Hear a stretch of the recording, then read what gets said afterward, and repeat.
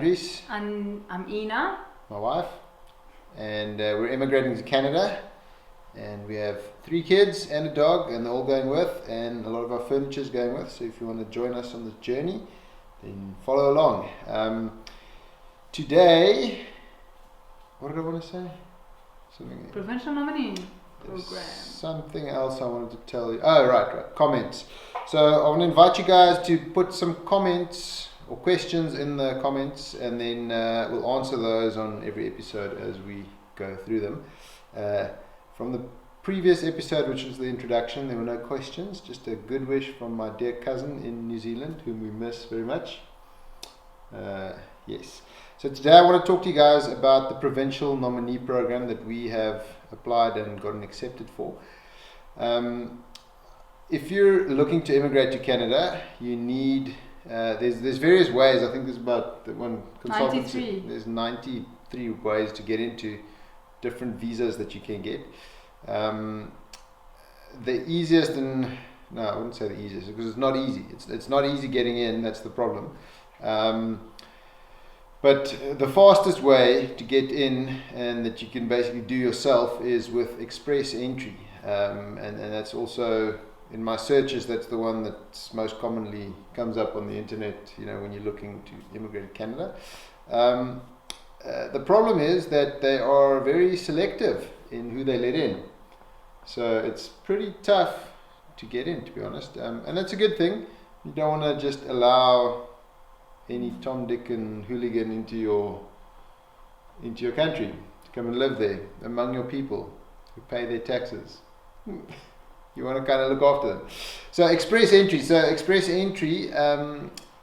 Is it's basically you create an online profile and input all your details, and then they give you a score, and according to that score they then invite the top, from the top down, they select the most people with the most points until they've reached their cap, and then they cut off the people, or they not cut off, they invite basically the top section. So basically it's a pool of people, and they just skim off the top every invite, and there's an invite I think about every 2 weeks, every 2 to 3 weeks. That score, the minimum requirement score, does escalate as more and more people submit their applications online and they get better scores and so on.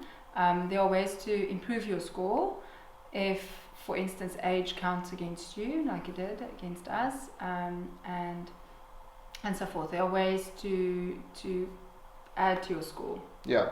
So I've actually printed out the results, so you're going to have to excuse me. I'm going to read some of these things off the paper here. But this is the latest one as of April 16th. And they've increased their cap, so there's a big drive from Canada to get more immigrants into the country. They want to increase their population, or I'm not sure. But anyway, they're wanting to take in more immigrants. So they've increased the immigrant invite to 6,000 now per draw. So they basically draw the top 6,000 people. And at the moment, at this draw, the highest ranking score, or the lowest ranking score at least, was 417. So you need 417 points on this program. And this is the list of currently that are in the pool at the moment. I'll probably throw that on the screen for you guys. But there are 166,000 people in the pool, and there are, so then they break down the score. So the majority of the people lie in the bracket 350 to 400. There's 56,000 people in there, 351 to 400 points. Now we had 370, I think, odd points. So, and I've got a degree, university degree, and she's got 2 university degrees, and we're fluent in English, so we pass English. I speak French as well. I've done a test in that. Yeah, but we didn't apply that on this actual thing. You get very little points for your French speaking. I think now they've actually increased it. You can get up to 50 points. I think actually on this page it says you can get 50 points extra if you're good French speaking. So the scoring differs according to who is applying as the main member and who's going as the spouse. So before we did our online registration, we filled in the forms for me and we filled in the forms for Andries. I actually had a little bit of a higher score, except that I wasn't the one looking for a job in Canada. He was the one who would be more likely to get a job offer in Canada, which then ended up being the case. So that also affects the way your scoring works. Okay, so the highest level of scores. Okay, well let me just finish up on this one.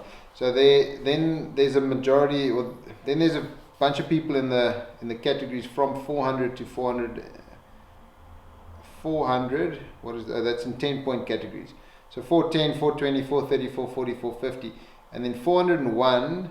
Oh, sorry, that's a breakdown of what the whole cap from 400 to 450 looks like. But from 401 to 450, there is 43,000 people, and they said the cutoff is 417 was the lowest person invited. The lowest score that was invited, yeah. So they basically drew down all the way down to there.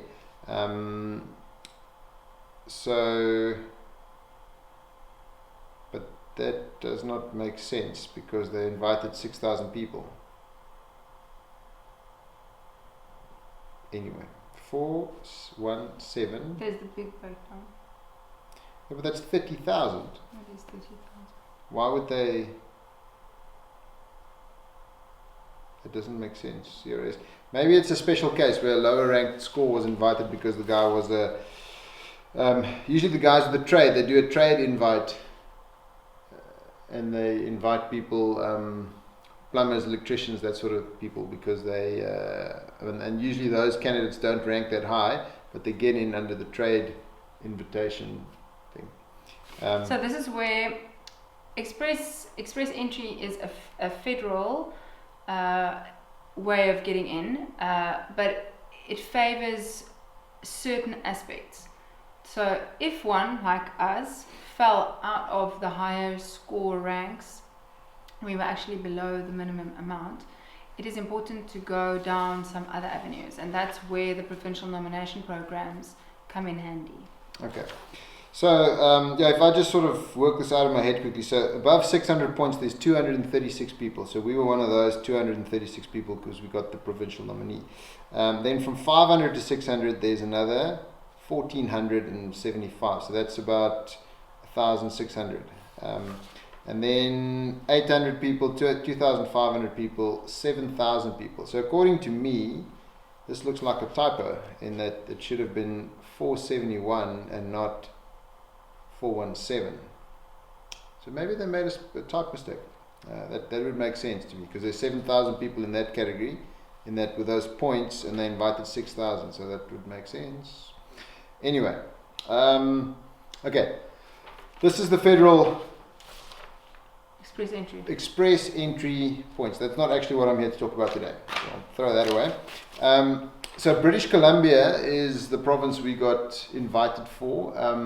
And it is the province that we wanted to go to in the first place anyway. So you can go to all the websites of the different provinces, the provincial nominee programs, and see what the criteria is to get invited to those specific places. Because they have in the provincial nominee, there are multiple streams of how you could apply and get accepted. Avenues within those. Now I'm an engineer, electrical engineer, and I'm in the renewable energy sector for more than 10 years now. So I've got a lot of experience in that.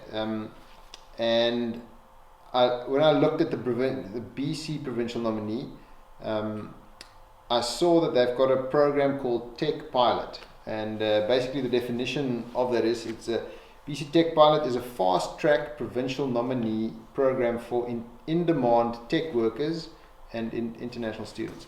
So this is the list of, there's 23 job occupations on this list of the in-demand people, and you've got some telecommunications, computer and IT systems. You got managers on here for publishing and motion pictures, broadcasting. You got a bunch of engineers on here, all the different types of engineers. You got more IT, database, software development, computer programmers, web designs, biological technicians, electrical and electronics engineers, technologists and technicians, instrumentation technicians, more IT, more IT, more IT, authors and writers, so apparently they're IT as well, editors, translators and terminologists and interpreters, broadcast technicians, audio and video recording technicians, other technical and coordinating occupations in motion pictures, broadcastings and the performing arts.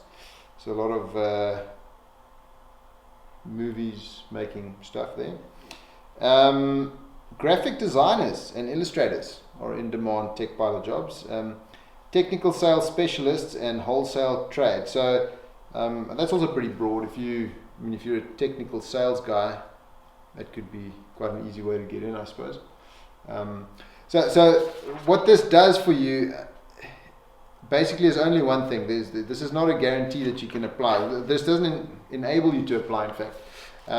But what it does is it allows you to get a job with an employer without the employer having to get a labor market impact assessment. So that's one of the big headaches for an employer to employ a foreigner, is that they have to now prove that they can't get a local person to fill this job position. And it makes sense. I mean, you don't want to give your jobs away to international people when you can protect your own local population, with you taking a job away from a local guy. But Canada obviously doesn't have a very high unemployment rate, and they've identified these jobs as jobs where they don't have enough candidates to fill these specific jobs. So for British Columbia, and so there are lists of these kinds of skilled needs for other provinces as well, and they differ. They do differ, and they run different programs, and they also run some benefits if you come to their province. Yeah, so I haven't really delved into any of the other provinces to see what they are. Anyway, so this basically allowed me, because I'm on this list and I qualify for this program because I'm an electrical engineer, and right there it's on there.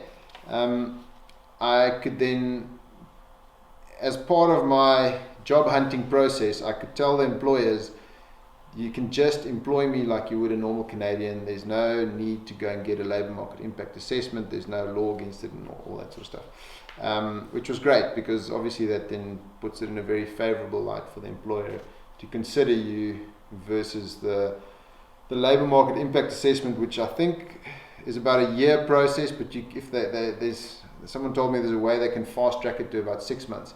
But we actually know your cousin. Anyway, the guy we know, he's in IT, and they had to get an LMIA for him, and he's still not gone, and they're keeping the job for him. Which happens, but it is very lenient of the employer to keep that job for you, even if it's going beyond 6 months. So I mean, I think it's a rare case where employer is going to keep a job for you for that long. So our process happened as follows.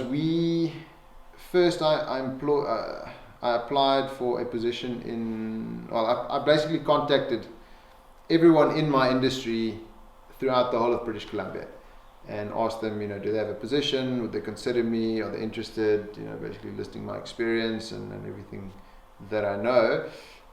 Sent them my CV or my resume, and did the job offers that they forwarded to you on the program through the immigration services, did that help? Did you reply to any of those?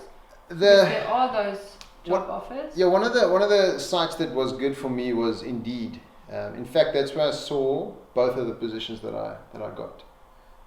So Indeed.ca was a good site for me. I felt like the work was generally applicable. You can create searches on it. So I got job postings sort of every day or every other day, emails of job postings, and you just search across there and have a look at all the different jobs that are available. And then I got an interview in basically a Zoom or Skype was a Zoom interview with guys in Okanagan Valley. In the Okanagan Valley, in the south of the Okanagan Valley. and the wage was okay. So then so I got the interview. We looked at it. I spoke to them a few times, and then finally they gave me a job offer. But it was about 4 or 5 months later. Since I started talking to them, it was about 4 or 5 months later, and it was a bit frustrating and disheartening because it felt like the guys, I don't know if the things weren't ready on their side, but it felt like they weren't that excited to have me across, and the job wasn't ideal for what I wanted to do. So we discussed it and said, look, nothing else has come forward, so we'll take this opportunity, and if there's no other, we'll take this opportunity, get there and settle in, and then we can move. We could stick through it with it for a year. We'll definitely be able to stay there for at least a year, and so one of the requirements are that you need to stay in the position for a year. The one with which you come into the country on the immigration profile. So we looked at it, and then I finally got the job offer, and the wage was low. It was it wasn't basic wage, but there was wage and there was commission, and it just wasn't great, and I wasn't excited about it for quite a while, and then I just basically made a decision that we'll do this and we'll stick it through. But I was pretty deflated and disappointed. Some people ask, how do you know how much would be enough to earn? How do you translate how much you need per month to be able to sustain your family? So look, so we Ina doesn't work, so I'm the only provider. I homeschool the kids in the family, and then we live a modest life. We don't live an extravagant life at all, and we've got some friends in Canada still from our visit there 10 years ago in British Columbia, because it does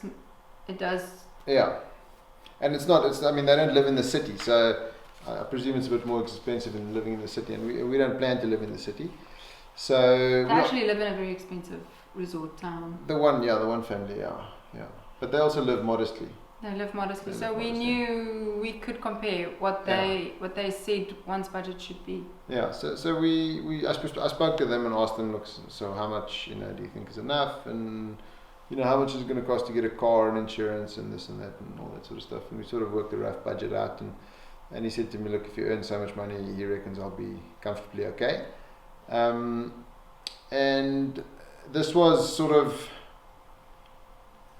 was a little bit below that. It was about... The offer was way less than that. That was about 2/3 of what we asked for. It's about 2/3, yeah. It's about 2/3 We're not being presumptuous, but one should be realistic about, what you can have and not. Yeah, 100%. You don't want to go over and then struggle. The last thing you want to do is go to a foreign new country, get there, and then, not be able to buy the basic things you need and live, at least feed your family comfortably, and, buy a coffee and a donut every once in a while. Donuts? I know for one on that salary, I wouldn't have been able to have a car even. Yeah, so I would have literally had to cycle with the kids. Or take the bus or whatever. Which would be fine, but it's a town. It was a very small town. It's a small town, yeah. It's like a 5,000 people town, even less. So the weather was okay. It was not, if you live in the city, you can definitely get by with normal bus fare, but public transport, yeah. So obviously, first world country, public transport works. It's great, So when we in Whistler 10 years ago, the public transport, the bus system is great. It works absolutely fantastic, and you don't. It was awesome. It was absolutely awesome. We loved walking in the snow as well. We took the bus everywhere in the snow, even if it was this deep. It was so much fun. It's a quaint, beautiful, Swiss-looking village. So we didn't mind walking. We were quite fit then. And the bus does go everywhere. We're still quite fit. Yeah. Okay. So let me start there. So then I got this job offer. That was January. January, on the 15th, I then registered for BC PNP for the first time. On the 26th of January, they had a draw. And then on the 4th of the 2nd, so then of February, so then there was quite a lot of documentation that I had to get from my employer. Things like their business license, you have to get a recommendation letter from the employer saying, they want Andries there because he knows this and this and this, and they need to you need to give them your resume or your CV. You need to there's a whole bunch of federal documents from the employer that you're going to need, or provincial and federal documents, tax certificate, license, incorporation document, a few of those. I think what I'll do is I'll probably throw a list of all those on But the it's screen. not an exhaustive list. One must look at the website that they provide officially, obviously. Yeah, so it's not so tough. If you read the guide, it's all actually listed in the guide. Yeah, it's all listed in the guide. And so basically, I waited for my employer for a lot of these documents. Then on the 4th of February, I then submitted my application for PNP. So they send you an application, so you've got 60 days to complete it. Then you get all your documents together, you put it in, and you click apply, and you pay. You pay by credit card online, and that was the 4th of February.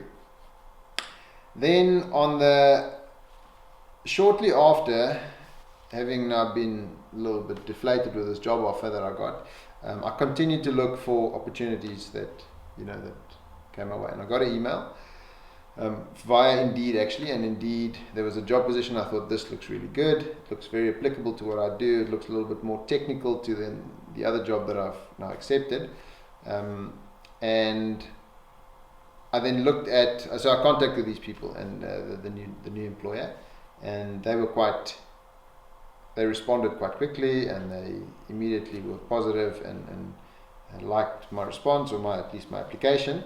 And I had an interview with them a few days later. Yeah, three interviews. A few days later, 3 interviews, and then with different people, and they gave me a job offer within maybe 2 weeks. I think probably 2 weeks since meeting them the first time, and it felt really positive. Having guys that were really excited about having us there. We were excited about the town. We were excited about the company. Yeah, much more excited than what excited we were. about the position. Yeah, the position, the company, the town. So everything just looks and feels better. The pay was much better as well. Funny enough, the weather as well. We like the weather better. Yeah, so we do like the weather better. So yes, and that's on Vancouver Island in British Columbia. So west of Vancouver mainland, and Victoria is the big city there. So it's about 20 minutes away from Victoria. So that happened quite quickly. But as I started talking to these guys, I got the feeling that this was going to be positive. These guys were going to be, or the conversation was feeling positive. So I contacted PNP, British Columbia, BC PNP. There's a website, the email address at least, that they say, if you have any questions. And on the guide form, they say that if you have a change of position, change of employer, you must contact them via this email address.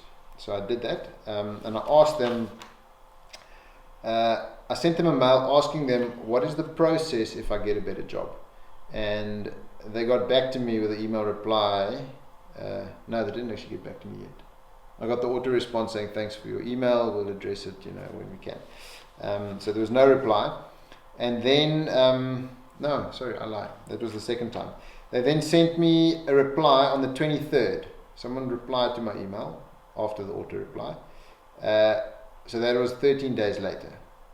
So they sent me a reply saying that if I get a better job, I must submit all the same documentation but for my new employer to this email address. And then on the 10th of the 3rd, 10th of March. That was 6 weeks after we. No, not yet. So on the 10th of March, I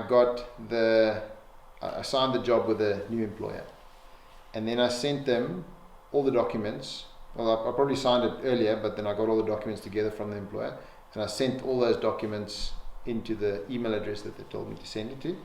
And then nothing, and didn't get anything back. I got the auto response back saying thank you for your email, we'll look at it in time. And then on the 16th of March, 6 days later, it's not related to the 10th of March, that's related to the initial application on the 4th of February. So that's 6 weeks, it's almost 6 weeks, just short of 6 weeks later. They processed my first application. So that's a long time for them to actually just open the file and have a look at it. But the reason I think it took them so long is because there's a special form, the BC job offer form that you have to fill in, your employer has to fill in. So there's a whole bunch of stuff, but it's a PDF file that you have to fill in. And it says on the top there, it says, do not fill in by hand, fill it in by computer. So it's a PDF, you just edit the thing and you type in all your answers there. And the first employer, I think they did print it out, filled it all in by pen, and then scanned it and sent it in to us, or back to me at least, and I had to sign it, and then I uploaded that. But I actually didn't read that little thing at the top that says fill in by computer. So I think then they just took this thing, so like it's not filled in by computer, we'll throw it at the bottom of the list, and then eventually they got to it 6 weeks later. Because you'll hear now the timeline on the second one. So 6 weeks later, then they started the process, and then the girl sent me an email processing it. She said to me, look, there's two problems. Basically she said to me the wage is too low for the occupation that I'm in. For the minimum wage that is allowed for that. No, it's not allowed, but it's a sustainable occupation, that's a market relevant occupation. So then she sent me a web link, which I'll throw on the screen now, of where you can go check the market wages for your occupation. So it's an official government site where they say electronic engineers should earn between this and this, and mine was just below the sort of minimum range. So I think it's good because they want to protect their they protect you as a foreigner from being exploited. So we've got friends whose sister and them immigrated, and she's a chartered accountant, qualified chartered accountant, and she's working in a job, and I think they got in on her job. They did. I think they got in on her job. They did. And she now has to stick with this job for a year. She's in a different province, but she's basically earning what a clerk would earn, which is like fresh out of varsity without having your chartered accountant license or anything like that. You just so they want to sort of, things like that can happen. They want to avoid that sort of situation where you go there and you're earning $15 an hour and you're a qualified chartered accountant. I mean, that's just terrible. So then the girl said to me, look, so it's below the thing. She doesn't want to start with my application because it's most probably going to get rejected. And I sent her a reply. I said, look, I've actually signed a better job, and according to your email, this is, you guys said I must submit the documents, and this is what I did. I sent it to the email address, and she replied and said, no, what I should have done is I should have cancelled my first invitation, my application, and then reapplied with the new job offer. And I was a bit despondent because she said, because it took them 6 weeks from initial application to actually process my application, and now I'm going to cancel this, then apply again and wait another 6 weeks. But luckily it turned out much better than that. So after a few emails back and forth, we did that. Then on the 23rd, I reapplied. Then on the 16th, the next day, I think this is the 17th, I withdrew my first application and then applied again. And then on the 23rd of March, I was invited. And then this time I knew all the documents, and the employer they're really good with their admin. So they gave me all the documents I needed on the 26th. 3 days later, I then applied and paid with the new job offer. So this is now the 26th of March.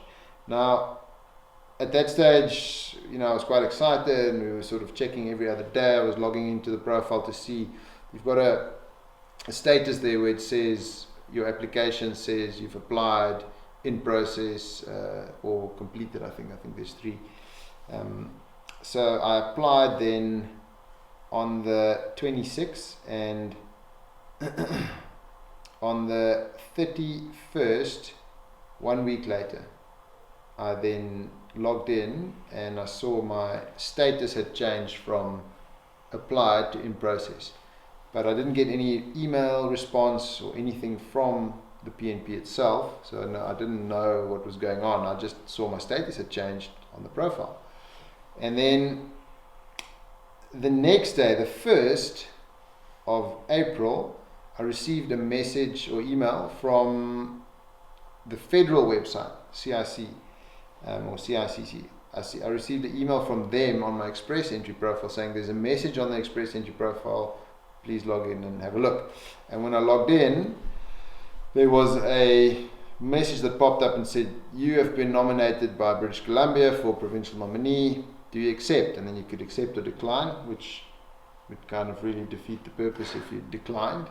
So I said I accept, and they said thank you very much. Then the next, and then a few hours later, so I accepted it. A few hours later, I logged in again, and I saw on my federal profile where we had 371 or 70 something points.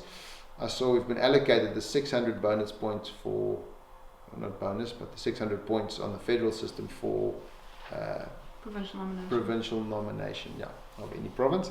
And then we obviously had 970 points now for on the Federal Express Entry profile. So we were going to get.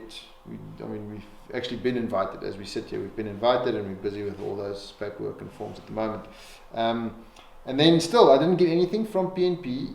They didn't tell me, you've accepted this or that or anything like that. And then I logged in. The next day I logged into my PNP profile and it went back from in process to applied. So it sort of went backwards, and I thought, okay. Anyway, I wasn't worried at that stage because we've already been allocated the points on the federal system. So I knew it was done basically. And then on the 8th of April, I got an email from PNP, so that's another week later.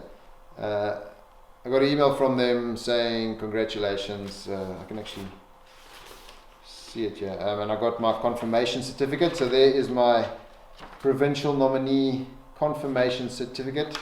I think it takes them a while to do this kind of official lettering and admin. Yeah.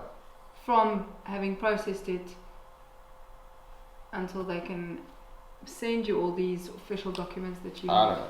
Anyway, it took them a week, but basically, so when I applied the second time for Provincial Nominee, it took them 1 week from application until I got my points on the federal system, and another week after that for them to send me the documentation. And then my status changed from applied or in process to finalized, or decision finalized.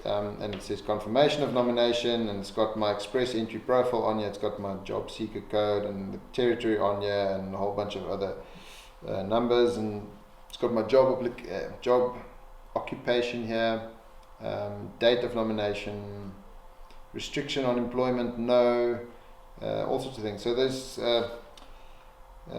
there's no congratulations on you. It just says this letter confirms that you've been nominated for Provincial Nominee Program. Your nomination is through Express Entry. You may only apply for permanent residence once you have received an invitation to apply from CIC through my CIC account. So that's basically the province, and the federal is different, but because the province nominates you, you can get the extra points for the federal profile. So that's where we are at the moment. The letter from the federal, from the government, the CIC website says, there's a congratulations, a big congratulations with an exclamation mark. You have accepted a nomination from BC under the Provincial Nominee Program. By accepting this nomination, you agree to abide by the requirements of the provincial nomination included in the intention to reside in BC. Because you have accepted the provincial nominee or provincial/territorial nomination, you have been allotted an additional 600 points in the Express Entry Comprehensive Ranking System. and it is likely that you will be issued an invitation to apply for permanent residence. Okay, highly likely, yes. So so as we sit here, we've been invited, and like I said, we are busy with that federal application at the moment. So we'll do an episode on that as well, and run you guys through all those details. But yeah, so at the moment, yay, we have been invited for PNP, and that's approved, done and dusted, and yeah. From this point now, we are applying for a work visa, with which we then can enter the country physically. So that's a shorter process than going the express entry way, although we're also concurrently doing that. Yeah. And once you've been invited for your express entry, you also have a finite amount of days to finalize your submission of all your documents, which is vast. And then, but for now, we are also doing just the work visa documents for application, and then So we can enter. Yeah. So with the tech pilot program, you get the confirmation of your provincial nominee certificate or your letter, and then you also get a work permit recommendation letter, or I think it's called a recommendation letter. Anyway, it's a letter that they send you that you can apply for a work permit with. So like Ina said, so what happens is, if you now submit your express entry application, it's probably going to take something from 4 months to maybe up to 12 months, I reckon, to get your express entry processed. So we, with the work permit, there's again, we qualify for the 2-week processing time, which is pretty amazing. I think with the COVID work from home policies and all that, will probably be a bit longer, but we can get, because I fall in job category A, which is highly skilled, it's engineers. So if you search on the NOC list on the government website, you can see where your occupation, what's the code for your occupation. And I think 00 and A is technical, highly skilled jobs, and 00 is managers and directors and CEOs, that sort of thing. They qualify for 2-week processing time of a work permit, and then there's a procedure that you have to follow. So we'll probably do an episode on that as well. But basically, that will allow us to get into the country a lot sooner than if we wait for the whole express entry to be processed and completed. Yeah. Anything else from your side? No, we're excited.